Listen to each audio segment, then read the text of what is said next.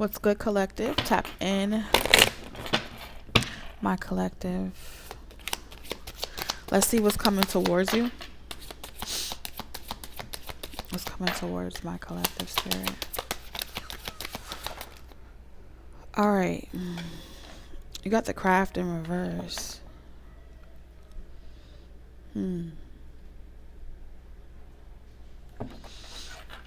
Okay, whatever type of remedy or magic you were using to maintain a relationship with a particular person or community,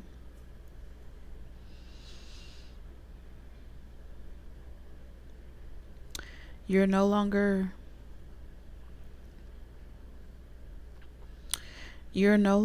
working to keep this relationship, this community, this job, person, place, or thing. You're no longer working to keep it functioning. So it looks like your health is about to be restored to you. Your energy, your vitality is being restored to you. All right.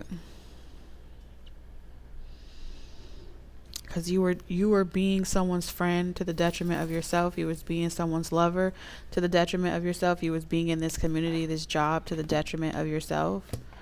And there's a lot of problems here. Mental health, emotional health, spiritual health. Because I heard that's just not my problem. But you were contributing to the dysfunction by believing that you have the power within you to teach this person, change this person, inspire this person to do better, think better, be better.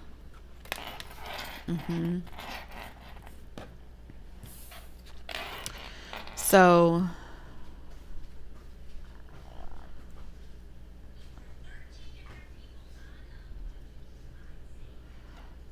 yeah, it looks like aspects of yourself or pieces of yourself are returning back to infinite wholeness. Bottom of the deck, intimacy. Okay. This is the occult, sex, contracts, mysticism, kundalini energy. We also have stalking and underworld.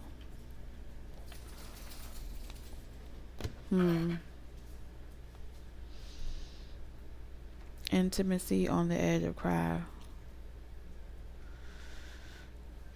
Oh, I'm also getting something about being on the verge of some type of success, innovative success, and being on the verge of that. Maybe why you decided to pursue that intimate relationship with someone or a closer connection with someone. There was some type of reason why you felt as if a person, place, or thing, you guys would work together or you guys would be an asset to each other. For whatever that reason was, long term, you wouldn't be able to build a home. You may be able to get the house, but you wouldn't be able to build a home with this person.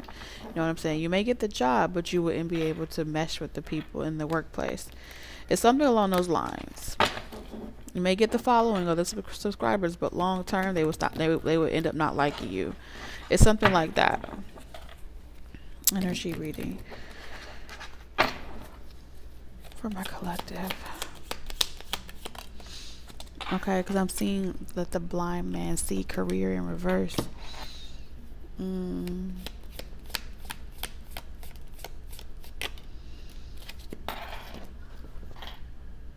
You turned a blind eye to something, great worry over nothing.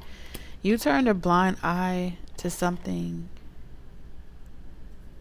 Let's say you're an artist and you meet someone that's an artist too. And you know that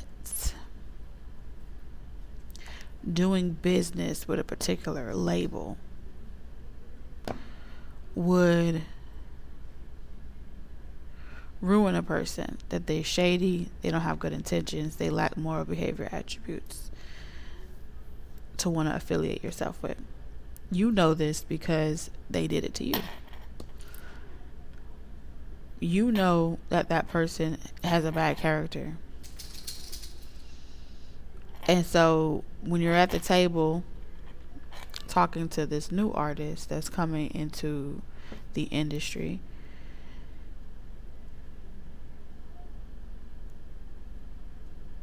rather than tell them, hey, listen, that record label or that label is a horrible label to be up under. They don't do this, they don't do that. They treated me like this and treated me like that. You went through something so that others wouldn't have to go through something. And so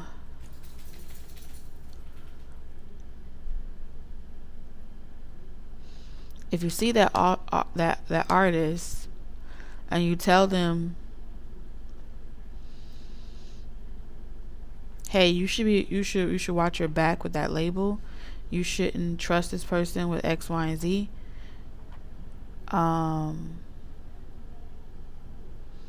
If I were you, I wouldn't do it. But that's where I stand. That's the experience that I had. Especially if that label, that artist comes to you and they may seem desperate, or they may seem like they need something. Even though a person may need something, it doesn't mean that they're willing to accept anything, even if they're in need of something. So the spirit of discerning is here. So it looks like my collective has dealt with a situation where you should be worried, even though you don't have the job. You should be worried about getting a job from anyone, even though you don't have the contract. You should be worried and concerned about who you establish a contract with. Even if you don't have the collaborations or the connects, you should be worried and discerning of who you want to go into collaboration with.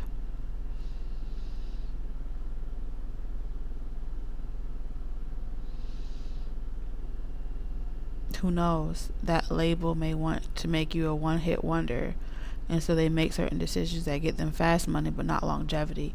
So something here about integrity, longevity, and the desire to remain on Manifestation Boulevard and not get off of it. So it looks like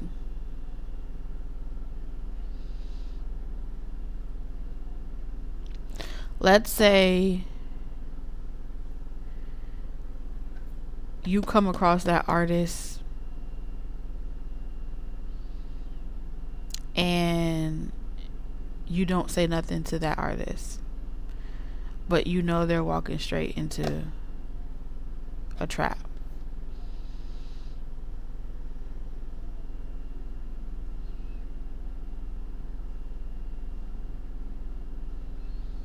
Then that would mean that you're not a friend to that artist. Something about here about morals, having the same morals or something like that. Who you get into bed with, who you get into business with. We got career and desk. Pay attention to your work.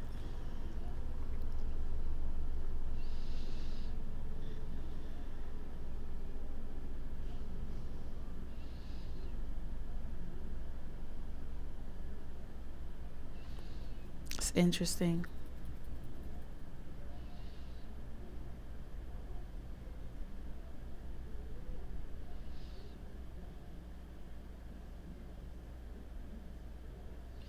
What about pay attention to your work? Yeah, because the career energy it feels like partnering with someone that has a series of expectations, right? A career has a job description, it has a set expectation with a set pay. That's a career. With career in reverse, if you're saying, oh, a job is a job, it doesn't matter. When you sign up for jobs that expect you to be there long term, you're signing yourself up into a contract That career reads in the eighth house of spirituality as a savings bond. You're locked in for the duration of that contract. Those expectations require you to show up. And in the eighth house of energy and mysticism, your energy would read as if you were fixed in a fixed contracts, in a fixed fixed loan, fixed whatever, fixed relationship, fixed union. And so with death's energy here, many things may come across your desk for you to sort out. Many things may come for you to handle, problems for you to solve, right? What do you normally do at a desk?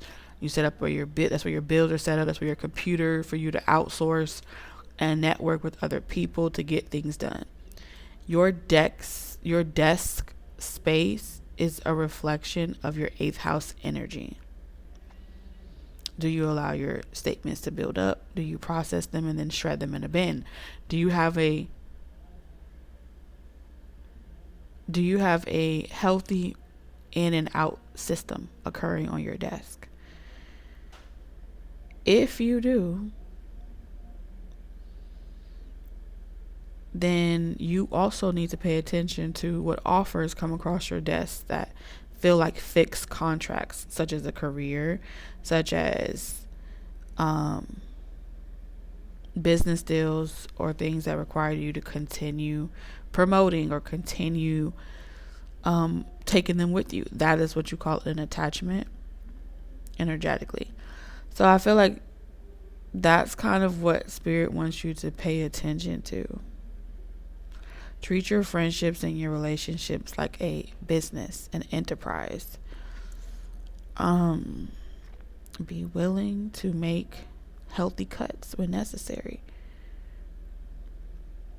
And I feel like with death energy, you may meet people that come and go that you're in alignment with for a season, and you won't be in alignment with moving forward. But that doesn't mean you weren't meant to cross paths or to have certain conversation. That just means that you had an experience. An experience alchemizes into other things.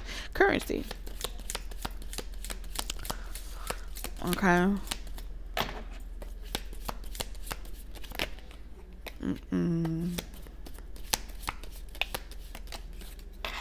Yes, your pot of gold is on the other side of this.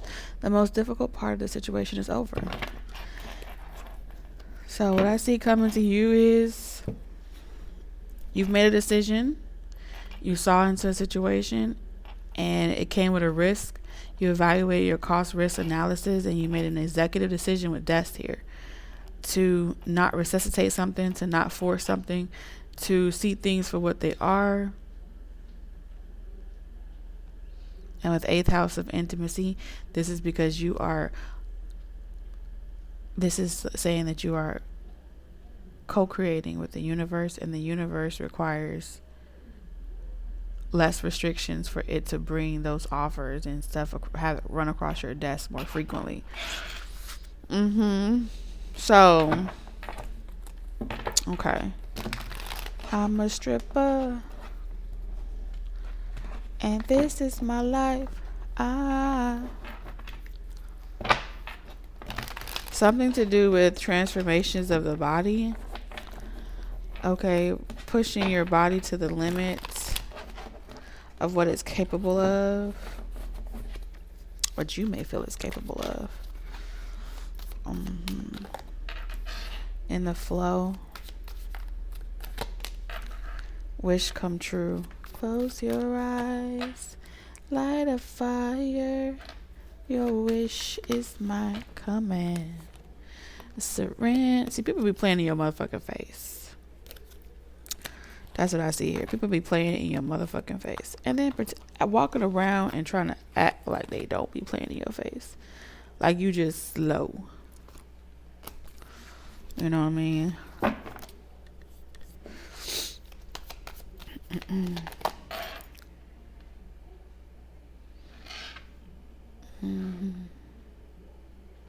Less is best collective with expression here.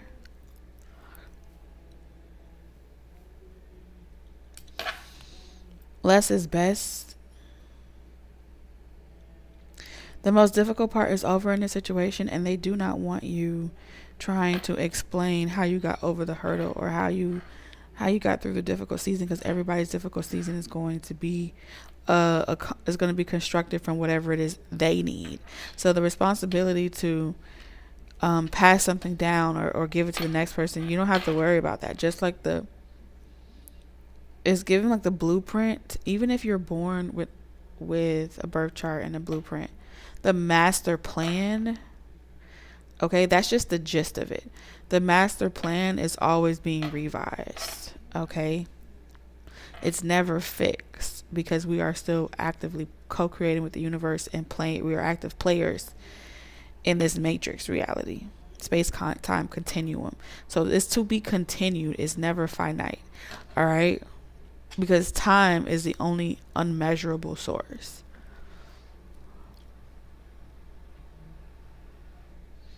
One thing can appear to be one way, and it can be a very fickle thing if you get too obsessed with how and when and where. So some type of job, some type of career, some type of friendship, relationship kept you out of flow of what you need to be in order to manifest, in order to co-create with the universe in intimacy, to be in a intimate relationship with the universe, is 8th house energy. So now your wishes are going to be granted. It may not come in the way you expect it, but do not worry. It will happen just when you need it. So whatever needs you have there, they will be met. That's a promise to you. That's God's promise to you. Short term in reverse and desk. You will be a self-made entrepreneur following your life purpose. This desk won't be short term. Get used to it. A working desk, okay, it's where you will do your works. You will write and do your works, and that desk is only going to prosper and grow. Okay, and when you get out of this situation, it's saying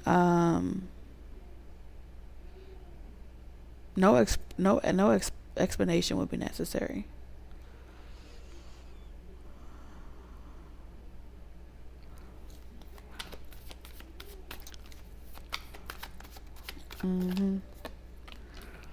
We got runner, escape, denial, excuses. See, you've separated yourself from people that make excuses for their behavior. People that are in denial that they have shady ass ways, fucked up ways. And look, cutting ties. You need to leave your current position and look for something better. Needing a job doesn't mean burning bridges, so go with grace. That's exactly what you're doing. You saw the red flag. You don't have to call people out and X, Y, and Z. You just move accordingly, right? I'm moving accordingly. I understand. Boom, boom, bop, pow. Flashback. So some people may have cut you out of their life and say, oh, you're going to one day regret this, or one day, the way you burn bridges is just horrible. One day you never know when you need someone, and it's not smart to just cut people off because you have a disagreement. That is discernment. It's discernment 101. Anytime that you do not have the same objective, you're working against each other, and that is where chaos and confusion comes from. So with flashbacks here in reverse, it's like people are saying, oh, don't worry, this person's going to be in the same predicament they found themselves in last month and the next month and X, Y, and Z.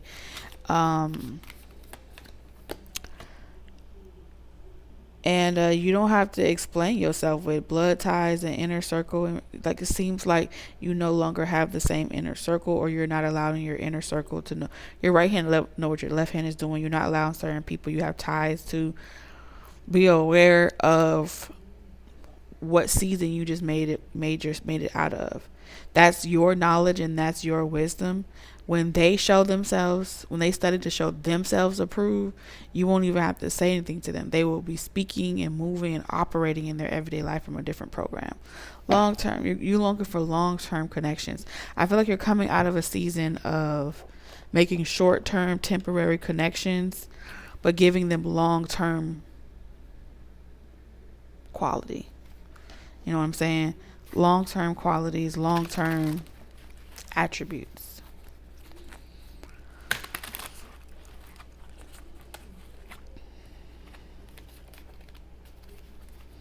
People be quick to show you exactly who they are when they need you, when they don't need you. But when they need you, then they put on a facade. Clarify this blood ties and inner circle for me, please, Spirit. Empowerment. Wow. Whatever keys that are being forged for you that gives you access to doors in certain realms, it is important that you do not share that with everybody. You know what empowerment is, right? So typically when we empower someone, we tell them, you know, we take them to the well, right? Because when they know how to do it themselves, they are going to always be able to continue fishing for themselves, take care of themselves, right? Where you don't have to need anyone to ask them for help or need anyone to ask for assistance or advice or whatever. This level of consciousness from this fixed karmic energy here, they need a guide. They need an overseer. They need a shepherd. They were born, as fucked up as this may sound, they were born to require a leader. They were born as sheep.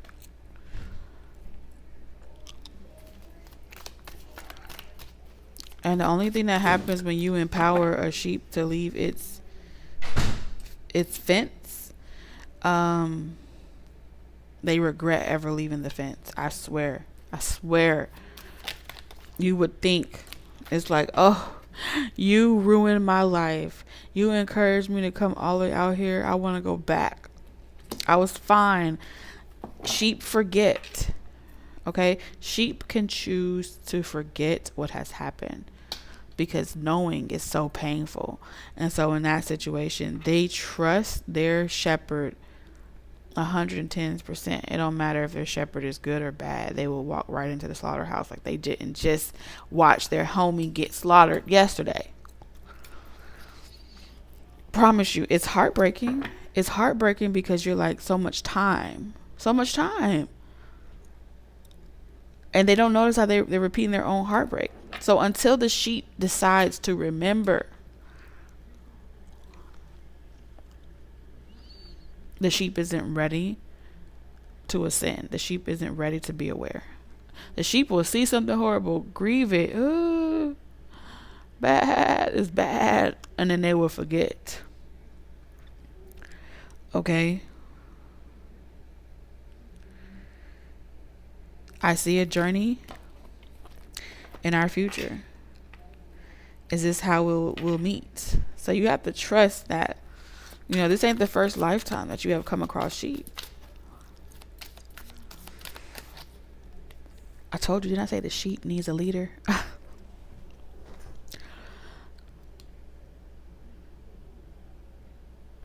They running from the journey. They running from the work. They running from accountability. Running. They make excuses. I'm going to do it tomorrow. Tomorrow never comes. They only wanted to do it if you was doing it with them because it's too difficult to do it by themselves. But you had to do it by yourself. It says, as a born leader, you can truly bring out the best in others by guiding them and inspiring them. To guide and to inspire has nothing to do with empower. Empower them is giving them the keys to unlock the knowledge that they didn't even ask to know. There is no lock out here. Look at this, destiny in reverse. When you associate yourself with this type of energy, no matter how comforts to a fool it may be, their only objective would be to keep you from accessing your destiny, to keep you from transforming into your destiny. You have a divine destiny to fulfill through your career path, your work, the desk here. Your work will help others elevate consciousness on this planet. So pay attention to your work. Literally says pay attention to your work. The objective of the enemy is to make you so busy with a career that's fixed in income, fixed in rate, fixed in clock in, clock out expectation, to the point where you don't have enough time. You're too tired to focus on your work.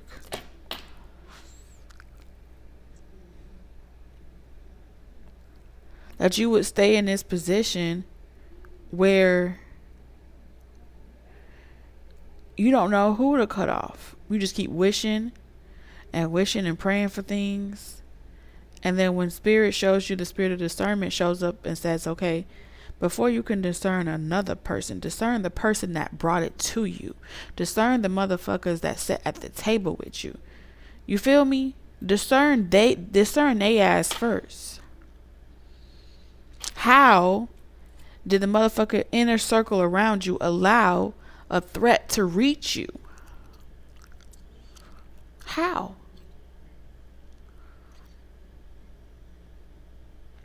Tell me how the people in your inner circle that is supposed to protect the moral integrity of that inner circle brings in or allows a fox to even perpetrate itself amongst the sheep. One of these motherfuckers told them how. Somebody within your inner circle is the mole, is the rat. Priorities. Okay? Even though your heart longs for me, you realistically don't have time in your life for me right now. Someone felt like you didn't have time. You didn't have time in your life for them. And jealousy and envy. Your desk, your work makes it difficult for you to have time in your life for them. And it turned into envy and it turned into jealousy. I think Rumpelstiltskin said it best. He said, "Oh, dearie, your insides are showing," and she was turning green on the outside. Someone's insides are showing right in front of your face. See? Fear of failure in reverse. You may have the key. You may know how to empower this person. You may know whatever it is that they need to know, the remedy to unlock themselves, so they can stop being afraid of their own failure. You may very well know, but I guarantee you, everybody gonna say, "Oh yeah, I could do that," after you shared the most difficult part. And you to the part of your valley or your difficult season where you say, "Oh, I'm so glad I make it out of there. It's so beautiful over here. Now this is my promised land." You don't think anybody in their right state of mind that listen to you brag about your promised land isn't gonna want to say, "Yes, I'll go through whatever you went through to get there. I'm willing to do whatever it takes to get to my promised land"? You don't think they would say that? Of course they would. Because envy and jealousy is I want it me too. I want it for me too. They're coveting your neighbor. You, their neighbor, they're coveting you. I want that too. I want that for me too. I want that respect everybody has for me too. I want that voice for me too. I want people to respect me like you. Me too. I want to be able to feel free and light and airy like you. Oh, me too. Tell me what I got to do. And you say, gotta go on your journey. Gotta stop escaping the things that you're in denial about. Gotta stop making excuses for your poor behavior. Hell, you may even have to quit your job and have nothing and get down to the bare necessities. What Snow White said. I get what Regina meant. Y'all are acting like a bunch of babies. Before there was electricity, you had to use candles. You had to make a fire yourself. Figure that shit out.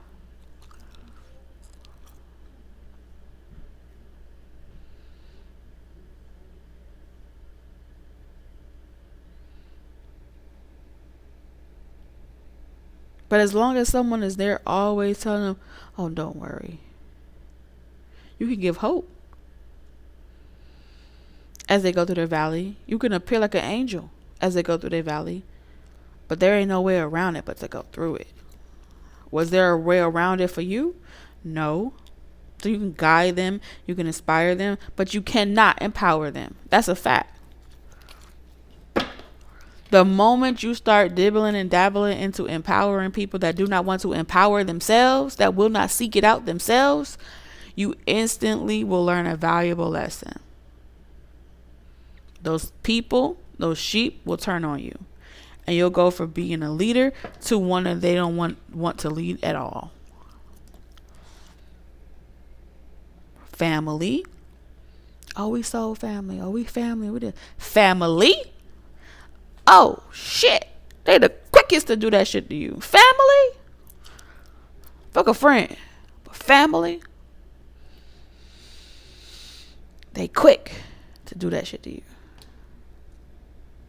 And they hide their secrets. And they keep it real fucking quiet on the creek. The only reason why you can't tell the truth about this, about what you're really saying, is because of half the time it's going to expose what your grandma, your uncles, your fathers, your mothers. It's going to expose everybody.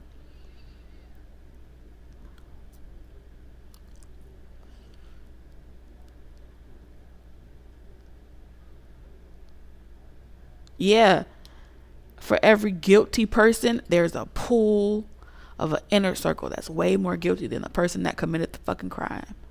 When a person goes to jail for pedophilia, it says more about the people around that person that allow all the other innocent people to come near the pedophile. What happened to that inner circle? What happened to the ones that protect you from getting close to it?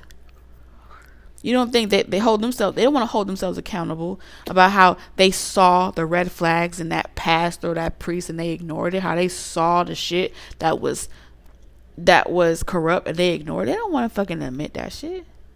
But they need to be held accountable because it says more about they're even sicker than the person that committed the motherfucking crime. Half the time they're gonna accuse the child. Half the time they're gonna, what did you do to that person? Because these things just don't happen unprovoked. That's looking for excuses to justify behavior. Stockholm syndrome. And half the time it was done to them. Moving on. So,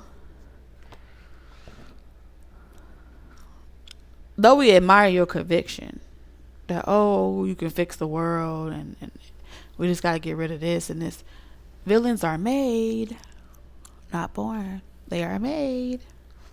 And how are they made? Because the people that are meant to guide and protect, to be the leaders, refuse to lead. So when a community, a group of people, when people do not rise to their positions of leadership and protect the integrity of whatever system you have, you will fail. When you don't answer your destiny, when you don't answer your calling, because your memories, bad experiences, make you feel as if it's too hard. Then the ring around the rosy is still out there. Ashes, ashes, they all fall down. Ooh, hello. All right, so I feel like some monitoring spirits are gonna stop doing something.